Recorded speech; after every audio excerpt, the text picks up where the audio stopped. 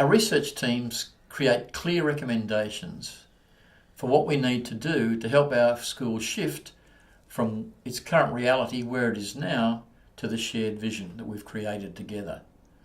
This takes us into phase 2 of the Schools that Deliver process, and that is turning our research into an action plan. The beginning of phase 2 is my favorite day of the whole process. It's the day the research teams come together, make the recommendations based on the research of what the school should do. It's an incredible day. The whole school community watches the future of the school become a picture before its very eyes. They see exactly what they're going to need to do to make their shared vision a reality. What the staff do is they analyse all the recommendations that are put forward against a set of criteria, because the staff need to be sure that the recommendation's going to work. We've had some amazing recommendations over the years, Bill, haven't we? We have. And one that really sticks in my mind comes from a tiny school in the lower North Island of New Zealand. This was a school from a community where most of the families were living on benefits, and the whole town was having a really tough time. What this school decided in their shared vision was, we want every child in our school to think at the highest levels. Well, they searched the world through their research teams, and they found programs in America, in England. They brought them to their tiny town. None of them worked. None of them worked. And what they said in the end was, why don't we create our own program? We've got a very rich culture here, and our Indigenous culture.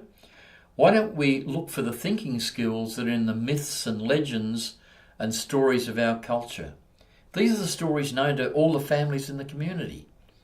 So what they did was they extracted these thinking skills, taught them to the students, and the program was a phenomenal success. Not only did it change the school, it had a huge impact on the whole community, didn't it? It did. And when we said to them, what's the difference between this program you've created, which is the best thinking skills program I've ever seen in a long career of working in the field, when we said, what's the difference between your program and these other programs, they said, our program is spring water, those programs are bottled water. And many of the recommendations that are made during the presentation day are diamonds, just like John described.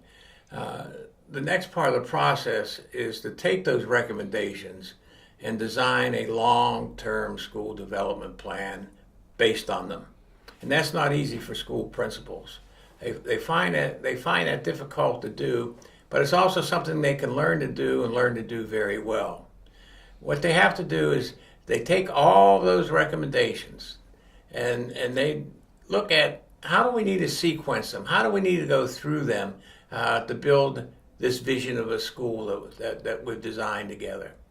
So recommendation by recommendation, they put the plan together.